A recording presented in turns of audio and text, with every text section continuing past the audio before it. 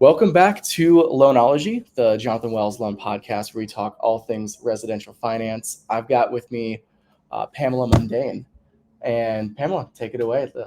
Tell us who you are. Yes, hello, everyone. Thank you, John, for inviting me here. This has been our third time the charm, but Oh, yeah. Took us a minute to get it set up. in this market, busy is good. Absolutely. My full name, Pamela Mondane. I am a Illinois realtor with Coldwell Banker Realty. I've been in the industry since 2020, and it has been an interesting ride. It went from um, incredibly low rates to to what people consider high. I don't consider it high. My former managing broker bought his first property at 15% interest rate. Oh, wow. And I tell my buyers that story every time, and he's a millionaire now. So you never know what God has in store for you. So I am extremely excited to be here today. So, yeah, awesome. Well, I appreciate you coming on. Like you said, it was the third time the charm, getting everything set up with the podcasting space. I was out of town. I think you were out of town, going through all that stuff. So it's exciting to finally get you here. So absolutely. So I didn't know that maybe we touched on it before, but you got your license in 2020, right? Mm-hmm. So that must have been a pretty interesting time to get your license and then go through the changes that we've gone through in the last 4 years. Yes. Do you want to summarize that and explain kind of like how, that journey's been for you? Yes. So I feel like I actually had a little bit of a leg up from other new realtors at the time because I have a background in corporate finance and wealth management. So I'm used to being in this sort of high pressure setting. Okay. But yeah, in 2020, I was the youngest gal in the office, and I had just started my new placement, and I was furloughed due to COVID. And so I was twiddling my thumbs. And do you know Marquis Lemons? Yeah. Marquis Lemons. I've heard the name before. So Marquis Lemons, she is with Exit Strategy now, and her son is Skylar Lemons. He's also a really great young realtor as well. Okay. And Skylar and I we're good friends. We went to Howard University together, and he was like, "Hey, we need to do this thing. My mom is killing it. She's been killing it for the last 30 years. Let's do it. Let's jump into the market now." And so I always thought real estate was sort of like a 9-to-5 job, and lo and behold, I was completely wrong. Yeah, no, definitely. I just Googled her. Yes, I have. She was at the it was Mortgages and Margaritas. Yes. The event that Lamont hosted. I was on the panel on that one. Yes, I remember. And she came up and was talking about it at like her, business. And she runs like the biggest NAR podcast, I think, right? Yes. Yeah. Marquis is awesome. She goes all around the world speaking about real estate related items, and yeah, she's awesome. And so her son, we actually took the test together. We passed, and it's been from there since. I started out with Dream Spots leasing and sales, and so I started out with my footing in leasing. So for me, I feel like for any of those new realtors out there that have been having issues getting clients or understanding the market in any realm, leasing is a great place to start. Right. I know a lot of people may feel that's beneath them, but that's a great place to start because you understand real estate on a micro level in order to adapt it to a macro level and understand the full process. And so I was able to turn all of these renters into buyers, and it was great because most of my immediate clientele when I first started were people from the south side of Chicago. Mm-hmm. A lot of them had no knowledge about where their credit score should be, mm-hmm. how much they should save, mm-hmm. And anything of that nature. I had to do a lot of educating mm-hmm. when I first started with my immediate first clientele, but that was okay because I was able to put a lot of people into homes that would not have probably been in homes otherwise. No, that's awesome. Yeah. Yeah, I really love that. And also too, like to your point, a lot of, from what I've seen, because I got in the business back in 2017, right? Nice. Okay. And so, I've been through a regular market, really good market, crappy market, right? So, from what I see, a lot of loan officers and realtors that got in the market the same time that you did, they don't have that, I would call it like a mile high view of everything, right? What they're focused on, at least in my experience and what I've seen, is the here and now. Like, who can we get under contract right now? How can we make money right now, right? And that's why they don't do things like leases, Yeah. because leasing is a long-term play. Yes. You're going to make basically enough to cover your expenses on that client when you actually sign the lease with them. Yes. But it's up to you to follow up with that client and work with them on their credit, work with them on their, opinion of purchasing a home, and help them see, the brighter side of that, so that they eventually turn into a homeowner. And that's where you really get paid on it, Yeah. And so it's really, refreshing to know that even, like that people coming through are still have that mindset. Yeah. And that, you're not like, I know there's a lot of realtors and lenders that probably just don't have the right mindset around, their clients and everything else. So because people are a lot of people, not everyone, a lot of people are transactional. Right, exactly. And they don't understand that these are people who are making the biggest investment of their lives. And just because it's another sale for you and I or whomever, this is a once in a lifetime sort of thing for them. Most Right. people don't normally purchase a second property unless they are investor minded. And so for us, we have to, in our field, we have to get out of that mode and treat everybody with the proper dignity that they deserve, so that they can be able to take that next step in order to purchase. And so I feel like that's why a lot of people do work with me, the people that I have been lucky enough to help through the process. They understand that I would be patient enough to be able to explain it step by step. I've even had people who have had family members as realtors, and they have fired their cousin or aunt or whomever, because they felt like that person treated them as if it was, how people, when they forget that it's still business at the end of the day, and they start to forget that it's a business relationship. Right. So they fired their aunt, cousin, whomever as their realtor, and hired me because they wanted that person to guide them step by step. So that's really cool. But a thought I just had: how old are you? Oh yeah, that's a really good question. I just had a thought because. How old are you? You said you got in the industry in 2017. Yeah, so I'm 25. So if you do the math, I got my license when I was 18 years old. Wow. I have not met too many people who are younger than me. So I'm 27. So. There you go. Look at that. I love it. That's great.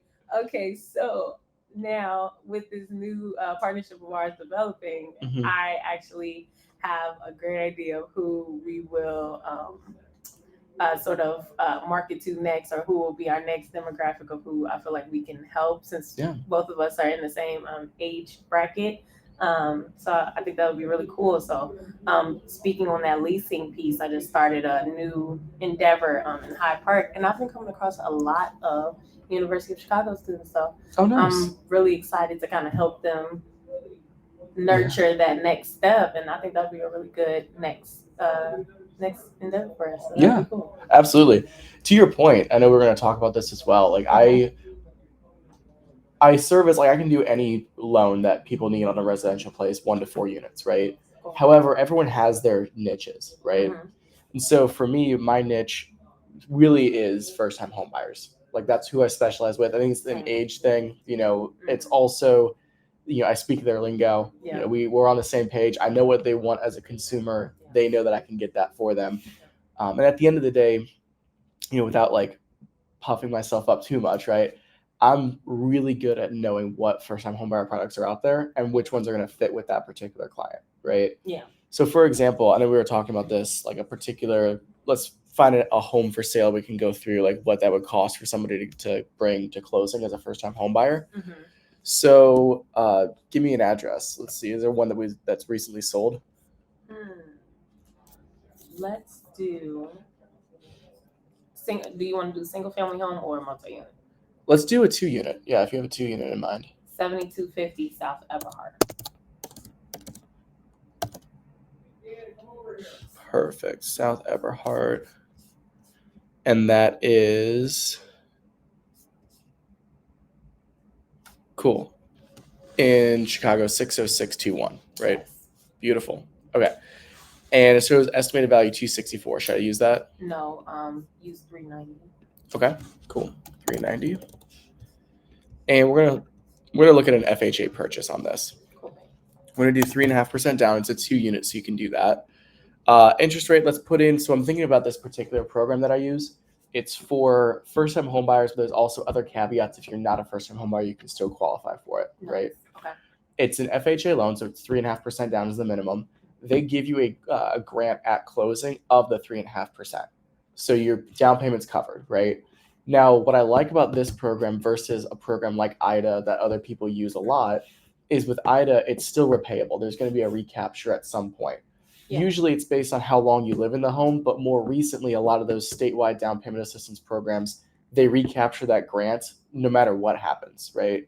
So you're paying that money back no matter what in most cases, right? Nice. And when you pay that money back, your fees are about 25% higher on those state programs because that's one of the only down payment assistance programs that are out there, right? Yeah.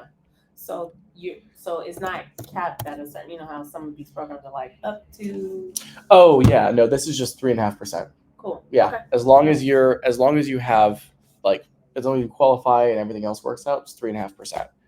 So the only catch on those is that the rate right now, as of the recording of this, is 7.75%. Right Okay. now, again, it's fully forgiven at closing, so you could turn around 6 months from now and refi that loan without paying that money back. I guess that's where I would come in.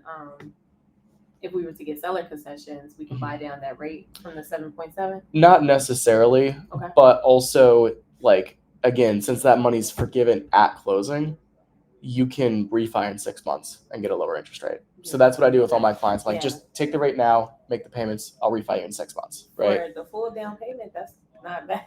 Right. No, exactly. For the So full 3.5, yeah. 100%. Some of these other programs, it's only $3,000, up to $3,000, up to $5,000. Whereas on a property like this, they're 3.5%. Oh yeah, no, absolutely. So appraisal fee, you're looking around probably $850. There's no processing, and they return the underwriting fee, so you don't pay that either. Title fees, I'm going to put $3,500 because Illinois has some higher title fees. I'm going to leave the admin fee in there. Pretty much every other fee is going to be accurate on that. We're also going to add a broker fee. So that's since it's a broker deal, I have to charge 2.75% for my cost, which we can get seller credits to pay for and everything else. So 2.75. And then we're going to add in a seller credit. So concession. Put in 10,000, please. Perfect. Contribution of 10,000. These are real numbers. I want to see what your number would have been had I made.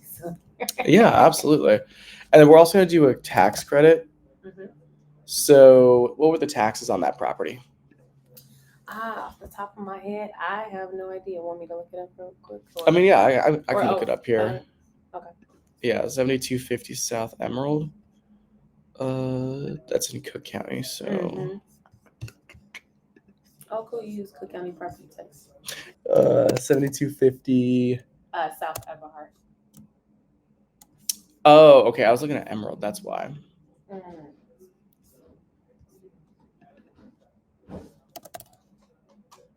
Everhart. Here we go.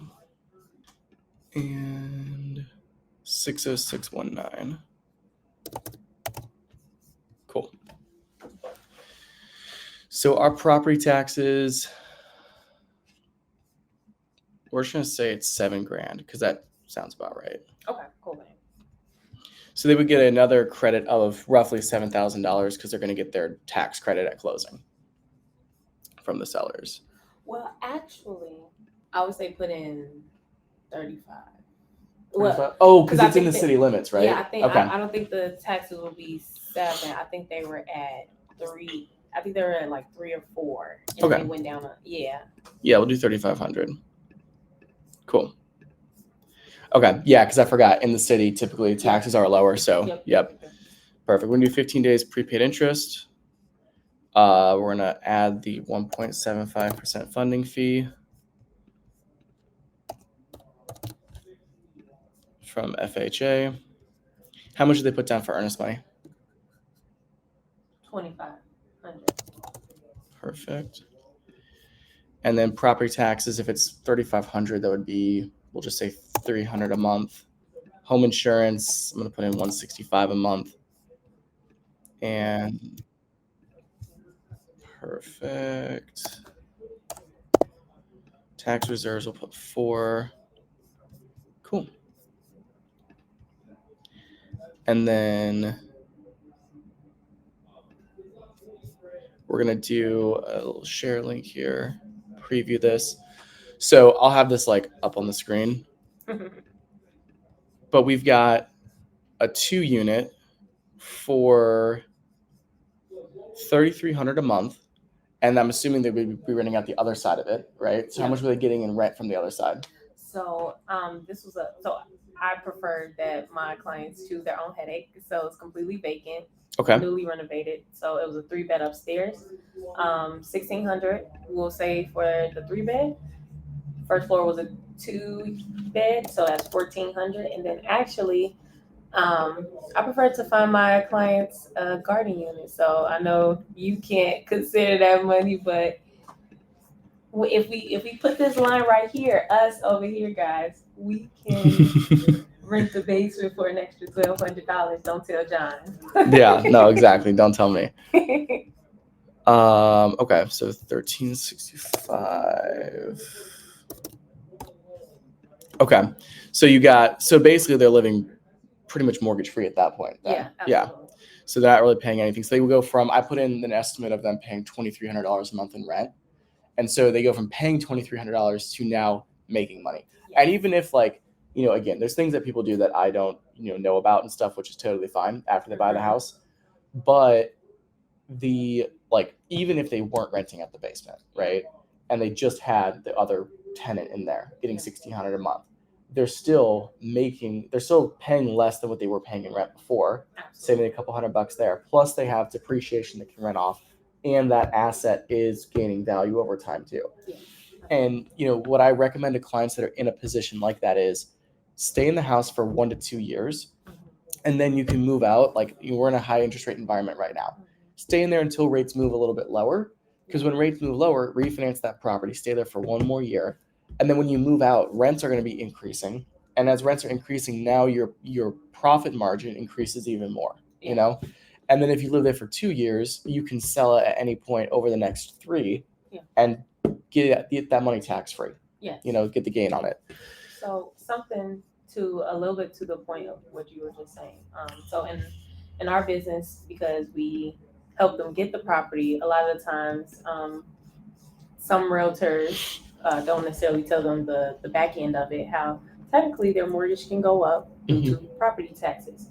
And so if you are a person that's saying, hey, I don't think I'm ready to be a landlord yet, that's great, cool, and you end up with a single family home, if your property taxes go up, your mortgage is now on you, this higher mortgage that you did not technically, in theory, sign up for. Right. But if you do that house hacking option that we just kind of formulated right here in real time, you can offset those costs to your tenants that now possibly higher mortgage. And I'm not the type of realtor that like to sell you sunshine and rainbows. There is another side of that. And that other side is that technically your mortgage can change due to that. But that's why, having a team like us would definitely help you, because we're painting that entire picture for you so that you can be entirely prepared. So, yeah. Yeah, no, absolutely. That's a really good, point there too, right? Because again, once you move out, your taxes will increase because you no longer have that exemption on there. So that is good to note. So I wanted to go through here. I set up everything. I added the credits for the down payment and everything else. So the total due at closing from the client is $4,990. $4,900? Yep. Oh my God. I hope my client does not. This is a real closing that just happened. How much did they bring to closing? She brought $13,000. She was supposed to bring about 25-ish. Okay. She ended up at 13. She got an $8,000 down payment assistance. Okay. Credit from the lender. Sure. And then I negotiated in $10,000 in seller concessions for her. So yeah, she ended up at 13. Yeah, and that's also with after the earnest money, which was $2,500. So really, they're bringing let's call it $7,500, to the closing. But still, less than what she had brought, right? What she in real life, yeah. So that's a really good. And this was just numbers that we threw together right here for the podcast. So I could just imagine how it would look in real life because I feel like that her mortgage technically was a little lower, but this was just something right here on the spot. So yeah, that's awesome. Oh yeah, I'm really interested in that program. Yeah, absolutely. Well, and here's the other thing too, right, that I really want to highlight on this.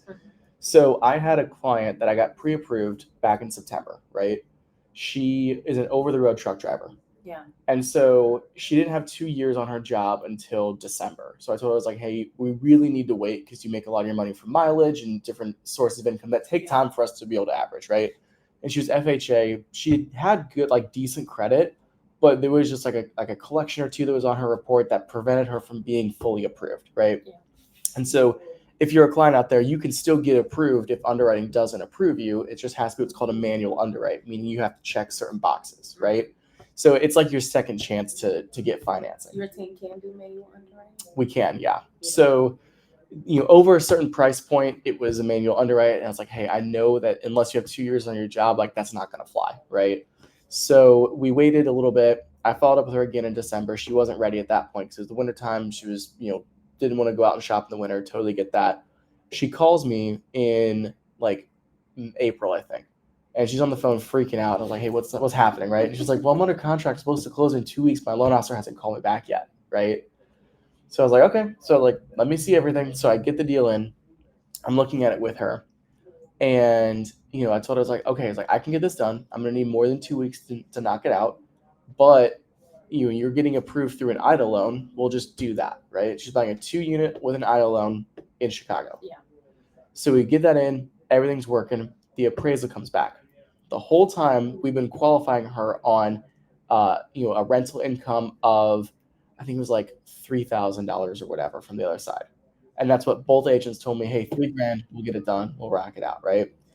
It came back lower. Appraisal came back and the net operating income was lower, right? So that sends her, she's literally on the cusp of qualifying. So now she's a manual. Here's the other thing. IDA does not do manual underwrites. It has to be approved eligible only. So you have to switch her to She does not have the down payment. So I was like, hey, let's switch over to EPM, which is this program. Gotcha. Let's see if we can do this, right? So I had to beg, borrow, and like steal from these agents to get this. Like, hey, I know we're supposed to close out in a week, but we gotta push closing out a little bit longer, right? And again, none of this is her fault. None of this is really even my fault or the agent's fault. It's just that like the loan officer that she was working with before didn't talk to her. Appraisal comes in low. Like stuff like this happens all the time, right? And that's why you have experts in your corner to help you out with it. Yeah, so we do that. Finally get her able to where she closes. And yeah, she closed manual underwrite. Like I think her credit score is right around the 640 range. Yeah. And she got her earnest money back at closing with the amount of credits that she was getting, Yeah. And so that's where you can take somebody who otherwise wouldn't have the opportunity to purchase a multifamily and be able to create wealth that way, and really put them in a good position for them to improve their situation, improve their financial future, and improve their family as well. Yeah. So. I love that. So many people come to me and they ask me how can they bring less to the table, that they start the process same way. I feel like maybe because I'm younger, I feel like a lot of the times people go to their parents' agent or whatever. But the thing is, because I'm young and maybe you have that same experience as well, that I pride myself on knowing what I know and knowing it well. Yep. And so I have to prove to them why they should use me versus that 40+ year agent. And these type of engagements that we're having right now is one of the ways that I stay on top of my market by not by having some sort of blind loyalty to any one referral partner, but making sure I'm using the best person for that particular job. Yep. And so that sounds like a really great program that I'm super interested in exploring for my next couple of deals. So yeah. Yeah, absolutely. And so, a couple key highlights. The most they'll do is 2 units on this one, right? Pretty much any kind of a grant program, they're not going to let you get 4 units on it because they know, like, at that point what you're trying to do, right? But again, 2 units are going to be great. It's going to help supplement your mortgage payment. You'll be fine. You do a refi in a couple of months, you're paying less anyways, right? And to your point as well about the being a younger agent or being younger in the business overall, I do think it's an advantage for someone to work with people like us, because a lot of seasoned agents or seasoned loan officers see the world in one dimension that they've been doing their entire career, right?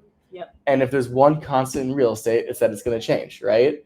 Everyone says that. And so I'm always looking for new products and new things that are out there to help with my clients, right? And if I know a competitor of mine is doing a program, I'll find out what that program is and bring it to my boss and be like, hey, can we get set up with this? Or is there some way we can do this program as well, right? I love that. Because I don't want somebody to come to me and not have, the option that they're looking for. Yeah. And even like a classic example of this too, I had a client that wanted to close in a land trust, which you can actually do. Depending on the company you work for and their contract with Fannie and Freddie and what they allow in that contract, you can close in a land trust. Nice. Didn't know that until the client brought it up to my attention. Wow. And I was like, okay, how do we do this? And if we can't do it as a company, how do we get approved to do this like right away, right? Because I want to be able to pitch that now to people and say, hey, this is an option that you have as well that you might not have known about, right? That's super cool. Nice. Absolutely. I feel like you got a lot of stuff that I can pick your brain on. I don't know. Yeah. Well, I mean, I think that I know I'm gonna get out here in a few minutes. But yeah, I mean, honestly, let's plug some of the successes that you've had over the last 12 months, right? What's been your craziest story of a deal in the last 12 months that you ended up finally closing? I'm sure you have a few of those. So, honestly, I do have crazy stories, but I like to tell people that my job as the realtor is to clarify, demystify, and organize. And I'm very keen. I'm very picky on who I work with. I will be honest. Sure. And so that organized part, I'm very, very, very picky about, because I don't like big issues. Right. No, so for sure. A lot of mine don't really have too many fires, but because we have a lot of first-time homeowners, one of my deals almost fell apart because of a $200 collection. Oh God. Yes. So that was probably one of the wildest stories from the last 12 months, because a lot of people may say, well, hey, it's only $200.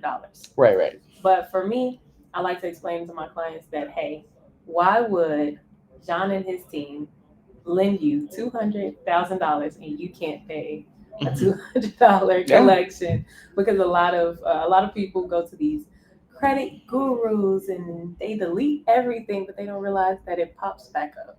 Yeah, no, for sure. And that's one thing, we can talk about this all day, but for the most part, my hot take on credit repair is that it's a scam.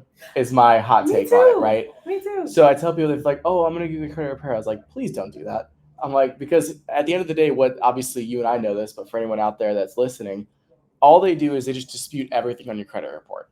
And so, and they'll what they'll also do, some of them will just tell you, hey, quit paying your debts, let all of them go into collections, and then we'll settle them in collections so you pay less than what you owe, right? All of that is terrible advice, because if you dispute something, you bring the most recent, action on that current, and that would jack you up for a mortgage. Also, you have to undispute a lot of those debts too, depending on the types and amounts and everything, when you apply for a mortgage as well. So it doesn't really help you out at all anyways. And then obviously, you letting your credit go and, having everything go to collections, that sucks too. You're not going to get approved for a mortgage on that way.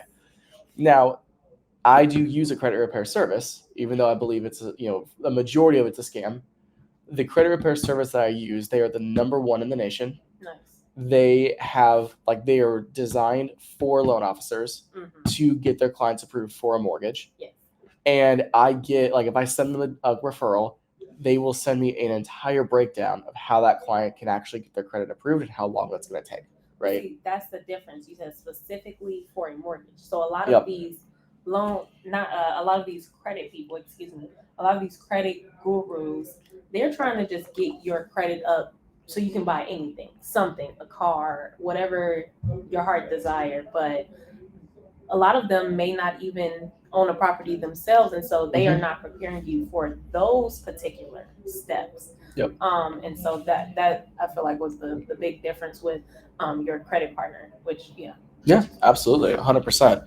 And so if you guys need credit repair, reach out. I'll put the contact information in the description of this podcast as well. So happy to help you out and get you connected with them. They do charge money, right? That's their business. So a lot of times people, go into this and like, oh, I don't want to pay, the sign up fee, then the monthly fee, right? And it's worth it that you're investing in yourself, right? We just ran the numbers. You could buy a multifamily for under $10,000 for sure. which is crazy. And I thought I got the girl a good. Oh man! I hope she doesn't see this post. You can buy a cash flowing asset for less than $10,000, right? And you're gonna live in there too. So you're removing your living expense and you're increasing your cash flow, all for less than 10 grand, right?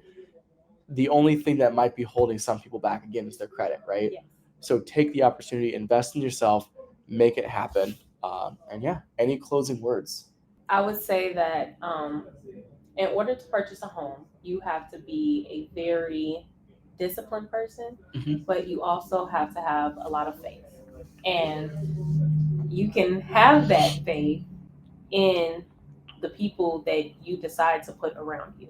And so I myself am very picky on who I work with, and I'm sure the same with John. And so I'm really excited about this new partnership that we are developing, and good luck, kudos, and Godspeed to everyone out there that is deciding to take this journey with us. So yeah. Awesome. I appreciate that. Thank you, Pam. Thank you.